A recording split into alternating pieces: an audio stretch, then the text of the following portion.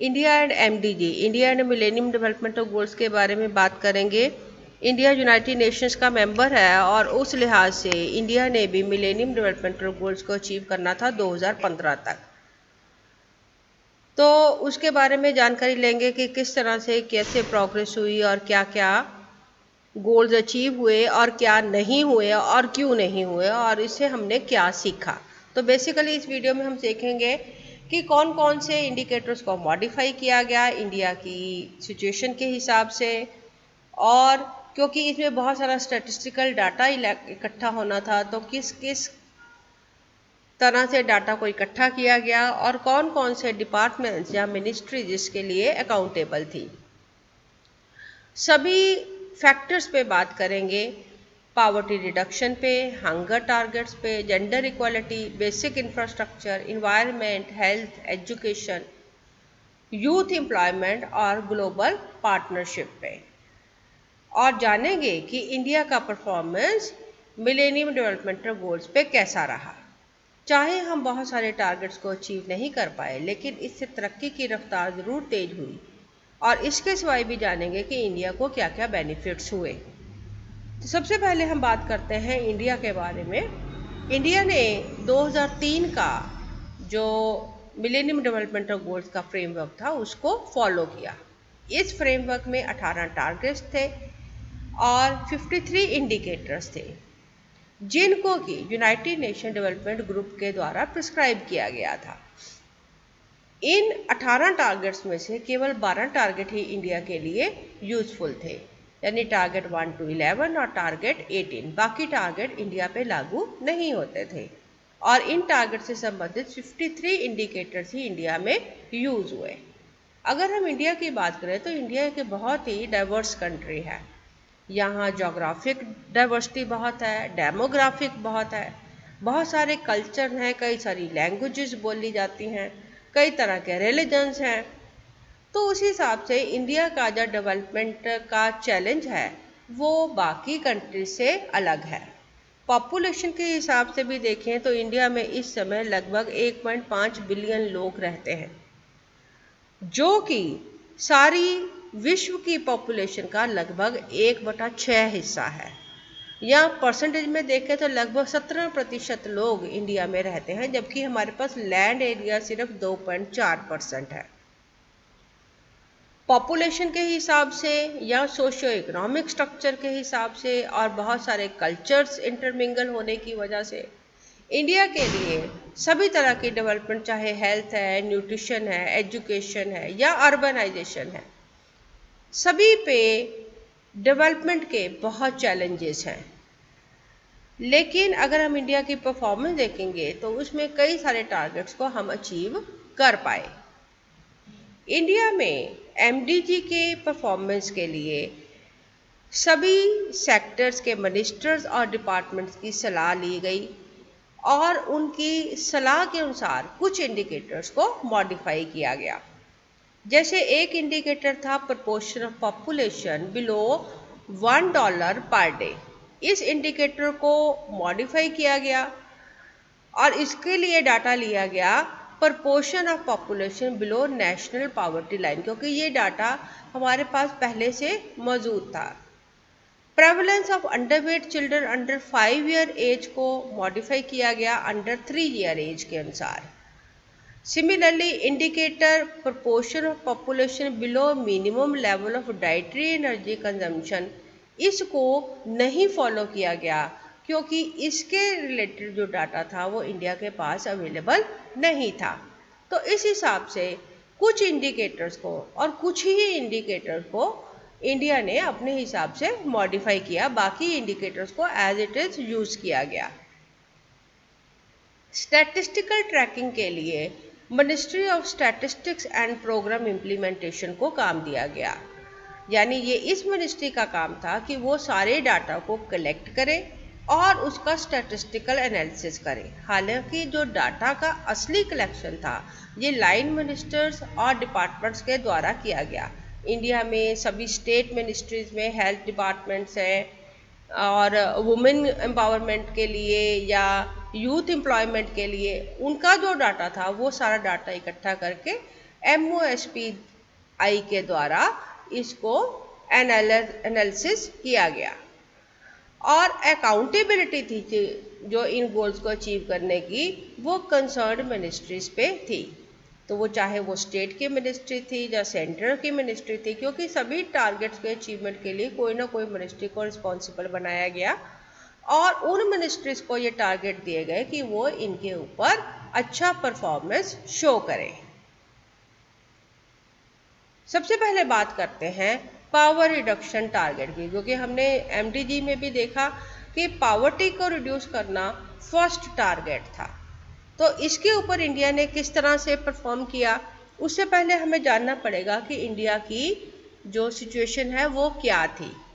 The incidence of poverty in rural India is twice that of urban area. तो India में जो गांवों में जो लोग रहते हैं वहाँ पर पावर्टी के जो इंसिडेंसेस हैं वो ज़्यादा हैं एज कंपेयर टू शहरों में। तो ये डेमोग्राफिक लेवल पे हमारे पास जो डाटा है वो हमें ये बताता है कि जो गरीबी की दर है, पावर्टी जो है वो रूरल एरिया में ज़्यादा है, सिटी एरियाज में कम है।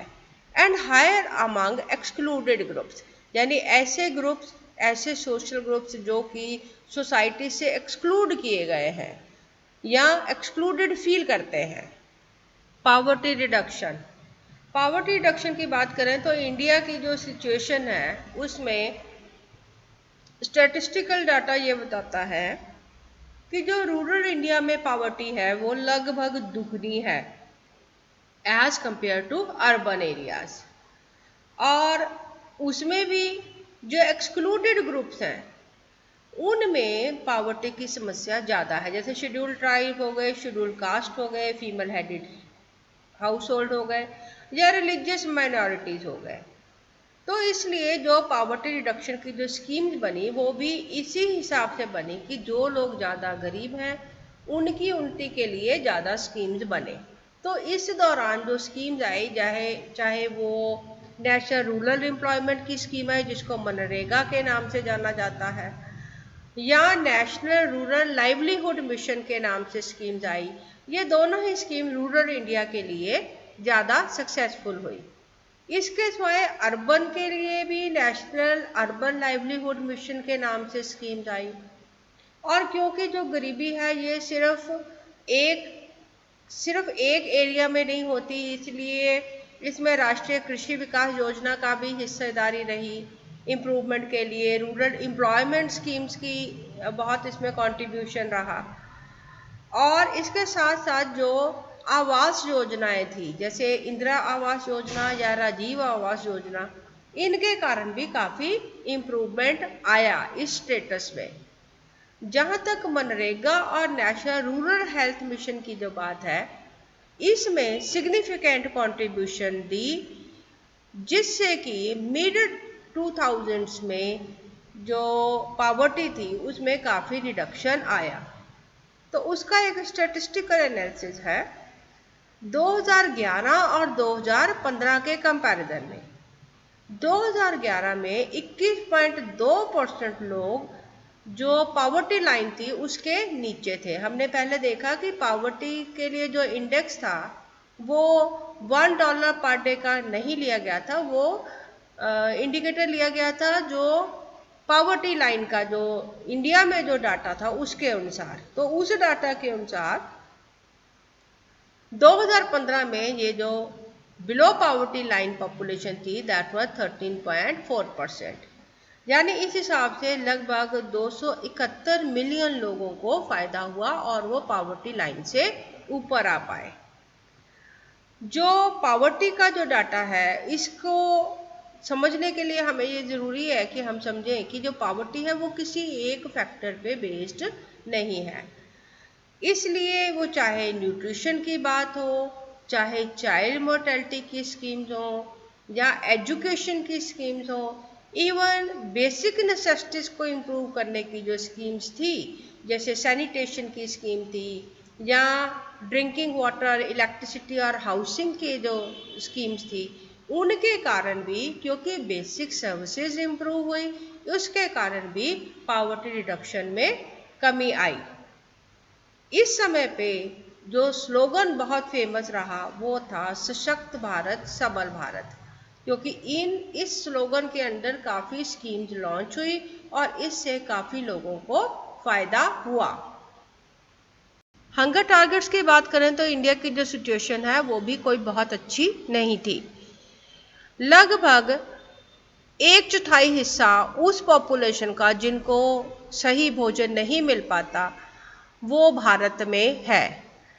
या अगर हम अंडरवेट चिल्ड्रन की बात करें तो जितने बच्चे अंडरवेट हैं उसका लगभग 1/3 हिस्सा इंडिया में है। सिमिलरली जितने लोग फूड इनसिक्योर है यानी जिनको भोजन की सुरक्षा नहीं है उसका भी 1/3 हिस्सा भारत में है। तो देखने से हमें ये समझ में आती है कि इंडिया की जो सिचुएशन है वो हंगर टारगेट को अचीव करने के लिए बहुत अच्छी नहीं थी। जब हम खाने की बात करते हैं तो हम सिर्फ खाने की बात नहीं करते, हम बात करते हैं बैलेंस्ड फूड की। और balance food as per the medical condition of the person अलग अलग हो सकता है। तो इस टारगेट को अचीव करने के लिए फूड के साथ साथ सैनिटेशन और हाइजीन को इम्प्रूव करने की भी ज़रूरत थी।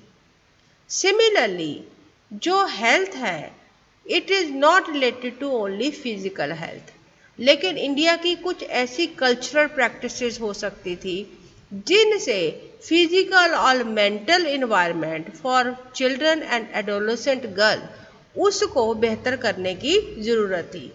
तो टारगेट को इस तरह से लिया गया कि इतनी जो हंगर की समस्या है उसको दूर किया जाए और साथ साथ फूड को बैलेंस रखा जाए, सैनिटेशन और हाइजीन को इम्प्रूव किया जाए और ऐसी कल्चरल प्रैक्टिसेस जिनके कारण बच्चों या एडोलेसेंट गर्ल्स को, लड़कियों को अच्छा फिजिकल या मेंटल इन्वायरमेंट नहीं मिलता उसको भी इम्प्रूव किया जाए। इसके लिए जो अलग अलग तरह की स्कीम्स आई उसमें सबसे इम्पॉर्टेंट जो स्कीम्स है वो है नेशनल फूड सिक्योरिटी मिशन, फिर है इंटीग्रेटेड चाइल्ड डेवलपमेंट स्कीम्स और national programme on nutritional support to primary education जिसको मिड डे मील के नाम से भी जाना जाता है। ये भी देखा गया कि जो स्टेट्स हैं इनमें एक पब्लिक डिस्ट्रीब्यूशन सिस्टम है जिसमें गरीब लोगों को सस्ते दरों पे जो भोजन है वो मुहैया कराया जाता है। तो ऐसे स्टेट्स जिनमें ये पीडीएस स्कीम ज़्यादा बेहतर तरीके से चलती थी वहाँ पर हंगर की समस्या कम थी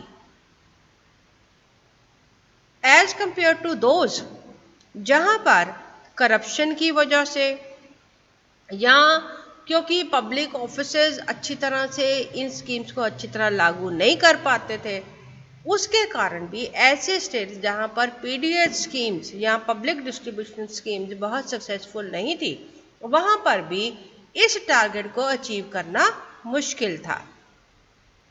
gender equality and women empowerment, food and agriculture organisation of United Nations यानी FAO का 2009 में एक डॉक्यूमेंट आया ब्रिजिंग द गैप।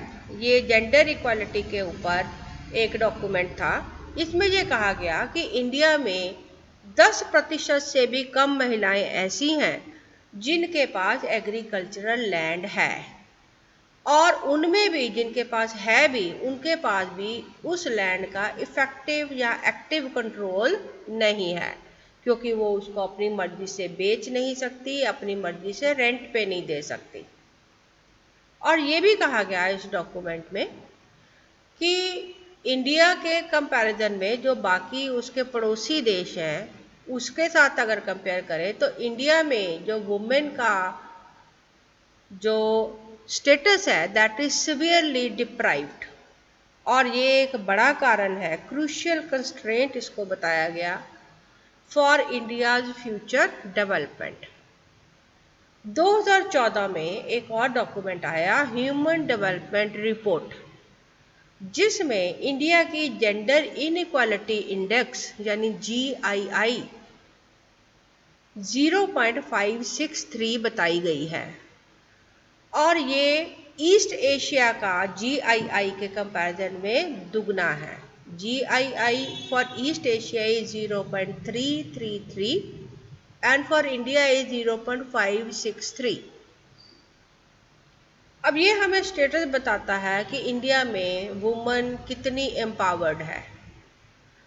हम आमतौर पे देखते हैं कि जो वुमेन है इसके लिए बहुत अच्छी decent jobs outside agriculture and labour force नहीं है, और यहाँ पर भी जो उसको जॉब मिलता है उसमें भी कई समस्याएं महिलाओं को आती हैं। जैसे मनरेगा में भी ये कहा गया कि 100 दिन का वर्क सभी को मिले, लेकिन इसमें भी महिलाओं के लिए बहुत अच्छी प्रोग्रेस नहीं है।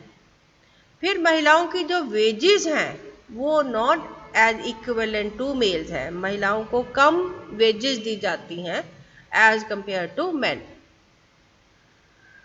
इन सब चीज़ों से बचने के लिए ऐसी स्कीम्स लाने की कोशिश करी गई जिससे वुमेन एंटरप्रेन्योरशिप इम्प्रूव हो, महिलाओं का कैपेसिटी बिल्डिंग हो, यानी वो ज़्यादा अच्छे बेहतर तरीके से स्किल को सीख सकें, अपने हुनर को बढ़ा सकें। और कई सारे ऐसे सेल्फ हेल्प ग्रुप्स भी बनाए गए जिससे महिलाओं को मदद दी जा सके। Priority empowerment for women through vocational education, यानी ऐसे वोकेशनल एजुकेशन दी जाए जिससे महिलाएं भी अपने पैरों पे खड़ी हो सके। सेफ वर्क प्लेस हो, ऐसा वर्क प्लेस हो जहाँ पर महिला को काम करने के लिए जाने से डर ना लगे, किसी फिजिकल हार्म का या हरासमेंट का या मॉलेस्टेशन या रेप का, क्योंकि इन कारणों से भी महिलाएं काम पे नहीं जा पाती। समझने वाली बात यह है कि अगर महिलाएं सशक्त होंगी तो महिला का जो सशक्तिकरण है ये महिला के लिए जितना ज़्यादा ज़रूरी है उतना ही ये पूरे समाज के लिए ज़रूरी है। क्योंकि जो सशक्त महिला है, एम्पावर्ड वुमन है, वो पहली बात तो ये किसी भी देश की आधी जनसंख्या है। तो महिला का सशक्तिकरण यानी आधी जनसंख्या का सशक्तिकरण। दूसरा, महिला के सशक्त होने से जो पॉपुलेशन ग्रोथ है उसको कम करने में मदद मिलती है, और इसका जो कोरिलेशन है वो फॉर रिड्यूसिंग चाइल्ड मोर्टेलिटी भी है, यानी बच्चों की मृत्यु दर को घटाने में भी मददगार है। इसके साथ साथ न्यूट्रिशन, हेल्थ और हेल्थ की जो प्रॉब्लम्स है जो घर से जुड़ी हुई होती है उसमें भी सशक्त महिला ज़्यादा अच्छी तरह से हिस्सेदारी डाल सकती है। बच्चों की स्कूल में परफॉर्मेंस में इम्प्रूवमेंट आती है, और सशक्त महिला परिवार की आमदन बढ़ाने में भी सहयोगी होती है। तो अगर महिला की सशक्तिकरण के ऊपर काम किया जाए तो इससे सोसाइटी को ओवरऑल इम्प्रूव करने में हेल्प होती है। इन्हीं सब चीज़ों को ध्यान में रखते हुए कुछ ऐसे लॉज में अमेंडमेंट करी गई, कुछ ऐसे लीगल फ्रेमवर्क बनाए गए, जैसे women property and land right. इस बिल को अमेंड किया गया, हिंदू सक्सेशन एक्ट को अमेंड किया गया, और इसके साथ साथ तो सोसाइटी के तौर पे जो कल्चरल बायस है उसको भी इम्प्रूव करने के लिए एजुकेट करने की ज़रूरत समझी गई, ताकि लड़कियों को भी अच्छा वेलफेयर मिले। चाइल्ड मैरिजेस को और डॉरी को इलीगल बताया गया, फीमेल इन्फेंटिसाइड को रोकने की कोशिश करेगी, इसको भी इलीगल किया गया।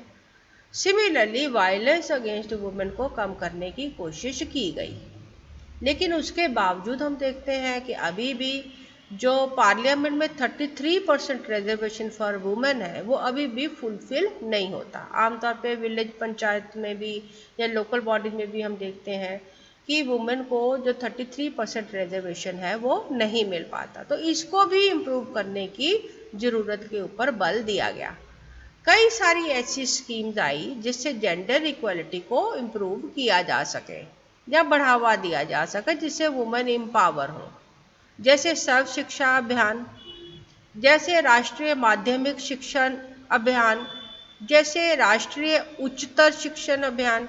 तो इन सब कारणों से महिलाओं को भी पढ़ने के बराबर मौके मिले। सिमिलरली मिड डे मील या national programme of nutritional support to primary education, उससे भी महिलाओं को सशक्तिकरण में सहायता मिली। इसके सिवाय national mission for empowerment of women including Indira Gandhi Maitreya सहयोग योजना, इसमें भी काफ़ी काम हुआ जिससे महिलाओं को सशक्तिकरण में फायदा हुआ। नेशनल हेल्थ मिशन या चाइल्ड डेवलपमेंट स्कीम्स, इनसे भी महिलाओं की सशक्तिकरण को बल मिला। इस समय पे एक स्लोगन आया, बेटी बचाओ बेटी पढ़ाओ। तो ये जो डिस्क्रिमिनेटरी सोशल नॉर्म्स थे जिससे महिला को समाज में अच्छा सम्मान नहीं मिल पाता था, अच्छी सुविधाएं नहीं मिल पाती थी, उसको सोशल प्लेटफॉर्म पे चेंज करने के ऊपर भी जोर दिया और इसमें काफ़ी कैंपेन्स चली। फाइनेंशियल इम्प्रूवमेंट के लिए जन धन आधार मोबाइल ट्रिनिटी भी इम्प्रूव किया गया, तो उसके कारण भी महिलाओं को सशक्तिकरण या जन धन योजना का महिलाओं को लाभ मिला। इस तरह से जो योजनाएं चली उससे लगभग 200 मिलियन महिलाओं को फायदा हुआ। Basic infrastructure, water, sanitation, energy, roads और हाउसेस की बात करें तो 2011 का सेंसस का डाटा बताता है कि 33% घरों में भारत में बिजली नहीं है। और अगर हम इस डाटा को ब्रिक्स कंट्री के डाटा के साथ कंपेयर करें, यानी ब्राज़ील, रशिया, इंडिया, चाइना और साउथ अफ्रीका के डाटा के साथ कंपेयर करें, तो इन सब देशों में 5% घर ऑन एवरेज ऐसे हैं जिनमें बिजली ना हो, और चाइना ऐसा कंट्री है जिसमें हर घर में बिजली है। सिमिलरली रोड इंफ्रास्ट्रक्चर की बात करें तो उसको भी बहुत अच्छा नहीं मान सकते, क्योंकि जो ज़्यादातर सड़कें हैं वो कच्ची हैं, यानी over half of the roads जो हैं वो कच्ची बताई गई हैं। सिमिलरली इसको अगर हम एशिया के दूसरे डेवलपिंग कंट्री के साथ कंपेयर करें तो वहाँ पर 60% सड़कें ऐसी हैं जो पक्की हैं। अगर हम पानी की बात करें या वाटर की बात करें तो उसमें भी पोल्यूशन की समस्या है, क्योंकि आमतौर पे जो नदियां हैं वो पॉल्यूटेड हैं। फ्रेश वाटर की बात करें तो फ्रेश वाटर का जो रिसोर्स है वो भी डिप्लीट हो रहा है, क्योंकि हिमालय के ग्लेशियर अब उतना पानी नहीं दे रहे और जो ग्राउंड वाटर का लेवल है वो भी नीचे चला गया है। मैसिव ओपन डिफिकेशन भी एक समस्या बनती है, क्योंकि ये वाटर को पोल्यूट करती है।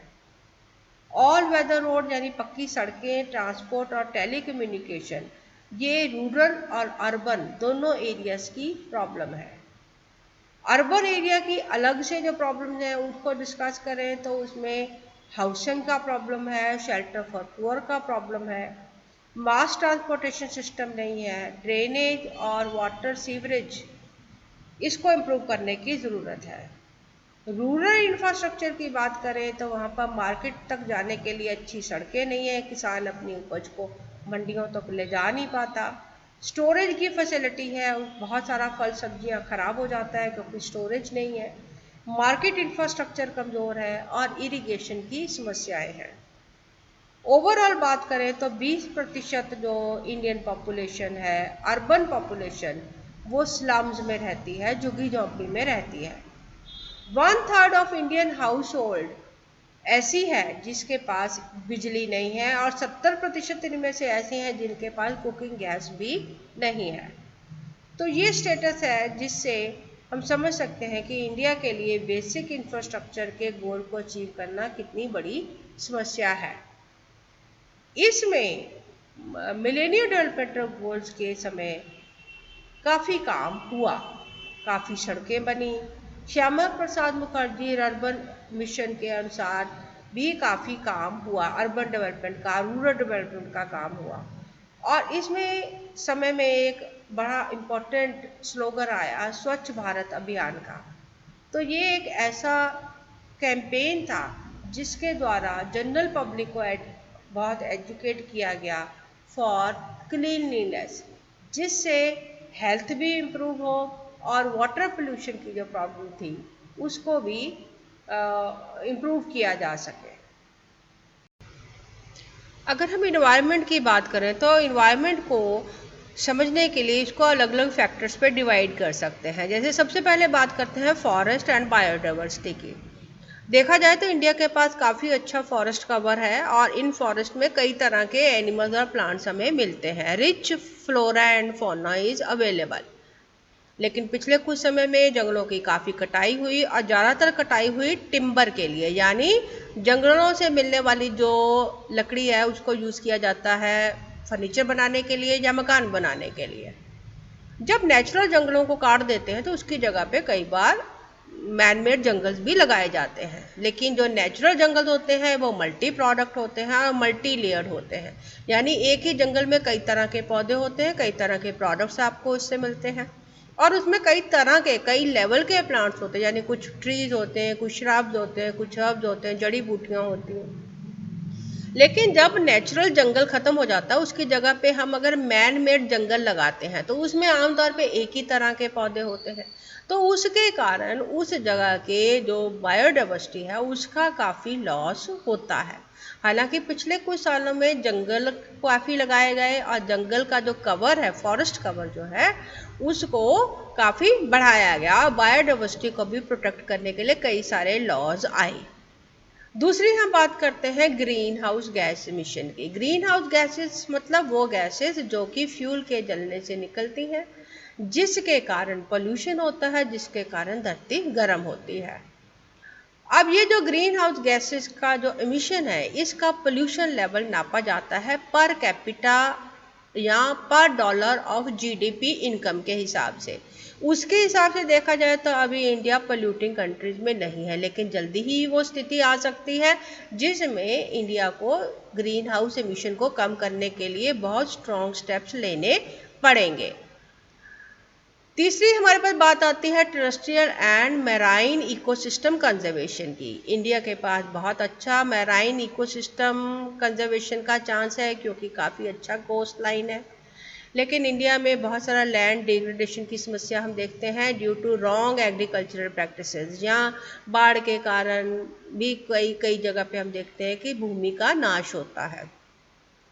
मैराइन इकोसिस्टम का एक डाटा अवेलेबल है जो कहता है कि 1950 से 2000 तक मैनग्रोव जंगल जो है लगभग 34% कम हो गए हैं। मैनग्रोव जंगल मिलते हैं कोस्टल लाइन पे, यानी केरला या साउथ इंडिया की साइड पे काफ़ी अच्छे मैनग्रोव जंगल्स अवेलेबल हैं, लेकिन इनका काफ़ी नुकसान हुआ है due to wrong practices.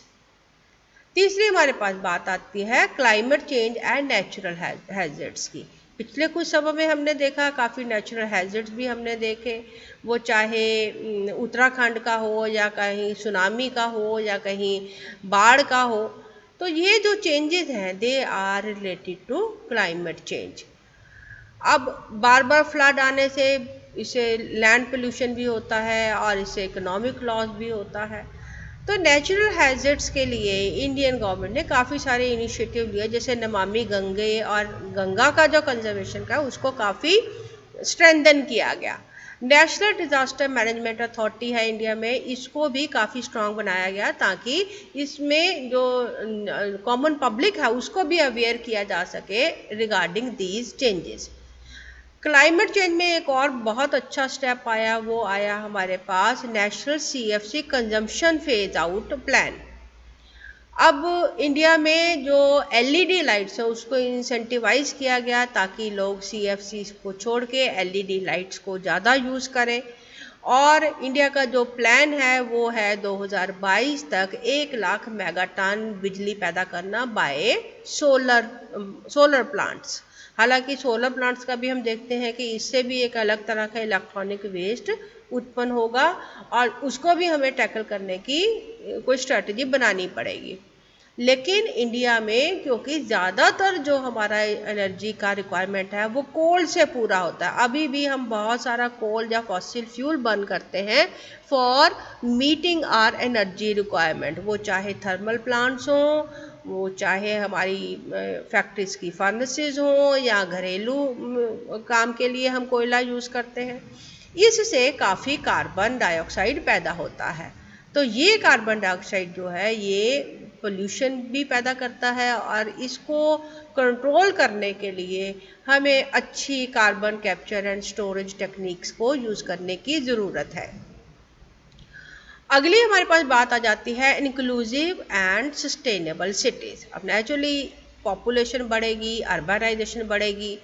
Urbanisation के कारण बहुत सारे लोगों के लिए अच्छे घरों की ज़रूरत है, हाइजीनिक कंडीशंस की ज़रूरत है।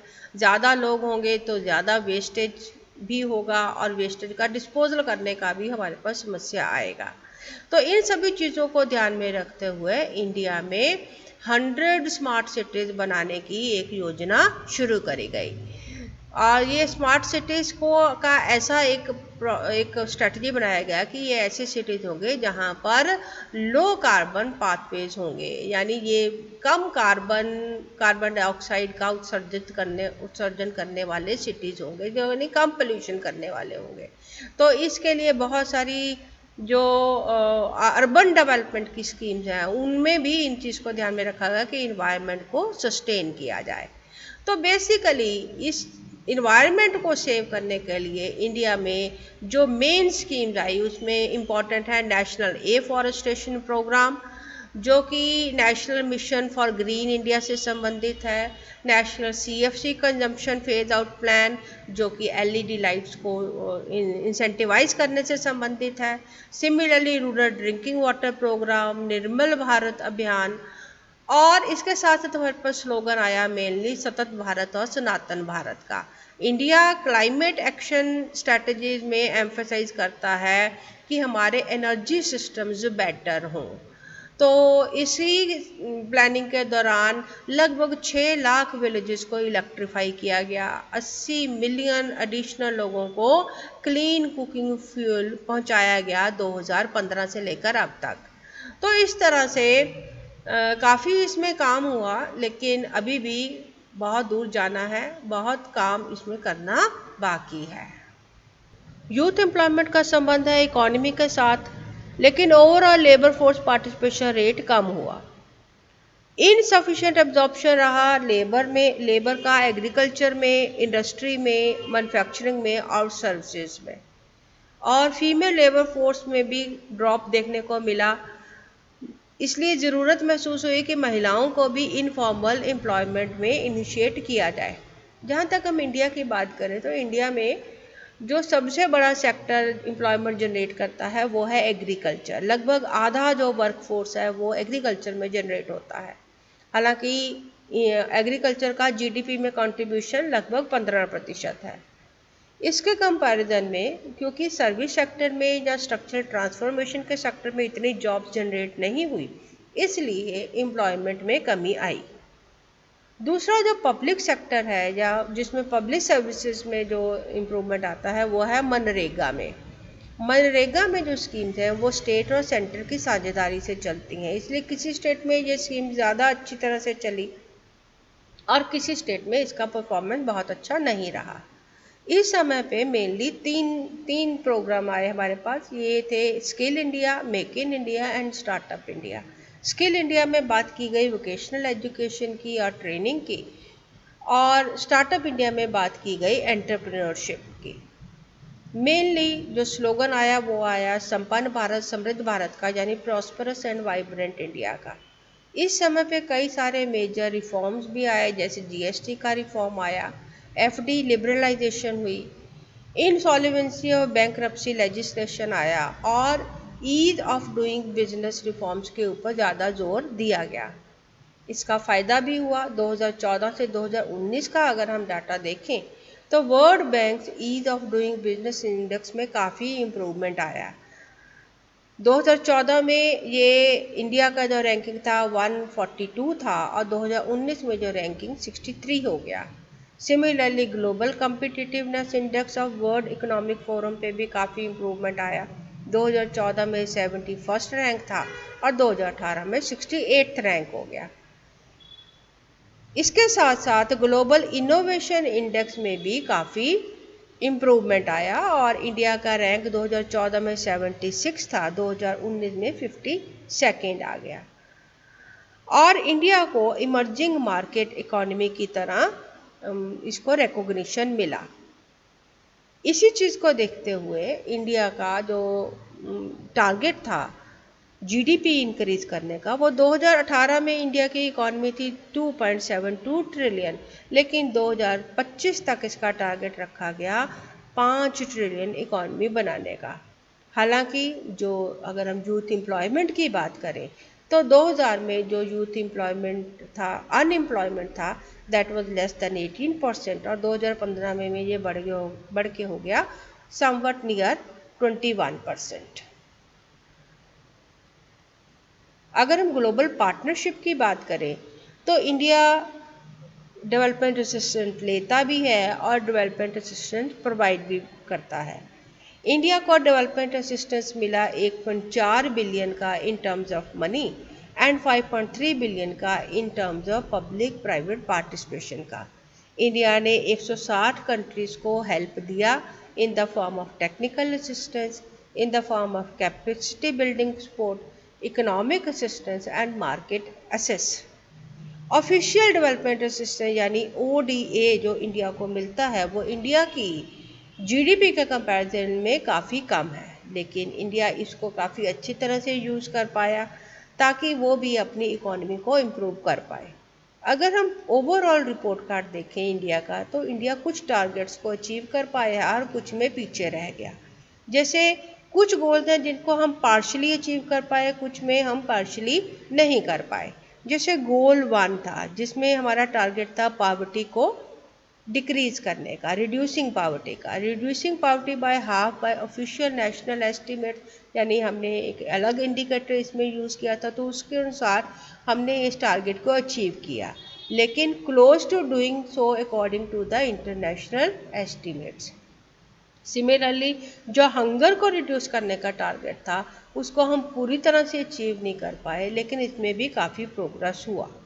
गोल 2 जो कि प्राइमरी एजुकेशन से संबंधित था, इसमें प्राइमरी एजुकेशन का जो एनरोलमेंट था उसमें इंडिया ने इसको काफ़ी सक्सेसफुल रहे, लेकिन जो यूथ लिटरेसी का था या यूनिवर्सल यूथ लिटरेसी का था उसमें इंडिया इस टारगेट को पूरा अचीव नहीं कर पाया। Gender parity in school enrolment में काफ़ी इम्प्रूवमेंट हुआ और लगभग प्राइमरी का जो एनरोलमेंट था वो 100% तक पहुंचा। एम्पावरिंग वुमेन पे या वेज एम्प्लॉयमेंट पे या पॉलिटिकल पार्टिसिपेशन में इंडिया अभी जेंडर इक्वालिटी से काफ़ी दूर है। Reducing child and infant mortality में भी टारगेट अचीव नहीं हुआ। इम्प्रूविंग मैटरनल हेल्थ में काफ़ी काम हुआ, लेकिन अभी भी मैटरनल मॉर्टेलिटी रेट को 3/4 तक रिड्यूस नहीं कर पाए।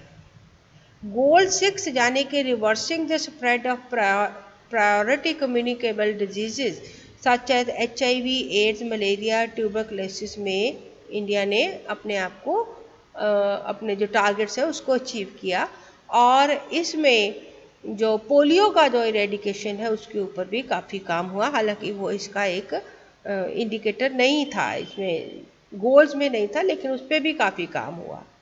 Similarly goal 7 half the proportion of population without access to clean drinking water, यानी बहुत लोगों तक जो क्लीन ड्रिंकिंग वाटर है वो पहुंचाया गया।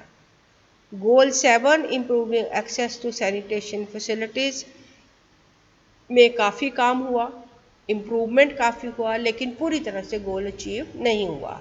सिमिलरली फॉरेस्ट कवर भी काफ़ी बढ़ा, लेकिन पूरी तरह से टारगेट को अचीव नहीं कर पाए।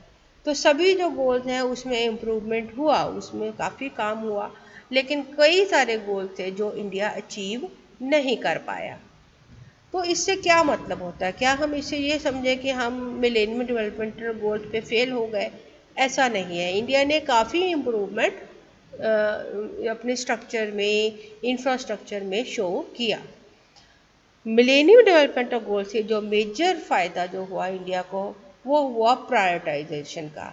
बहुत सारी ऐसी स्कीम्स लॉन्च हुई जिसमें पावर्टी को कम करने की कोशिश की गई, एजुकेशन को इम्प्रूव करने की कोशिश की गई, जेंडर इक्वालिटी पे काम हुआ, हेल्थ और सैनिटेशन के बहुत सारे प्रोग्राम्स आए, इन्वायरमेंटल सस्टेनेबिलिटी के बारे में अवेयरनेस भी क्रिएट हुई और कई प्रोग्राम्स भी आए, और एक तरह से हमने अपने आप को फ्यूचर के लिए तैयार किया ताकि हम सस्टेनेबल डेवलपमेंटल ऑब्जेक्टिव्स की तरफ बढ़ सकें। हमने अपनी पॉलिसीज़ को प्रायोरिटाइज किया और अपने जो सारे एक्शंस हैं उनको प्रॉपरली अडॉप्ट और अलाइन किया for the progress. So overall जो इंडिया है इसका performance on an average it has been good, but still there is a lot of work pending which needs to be done.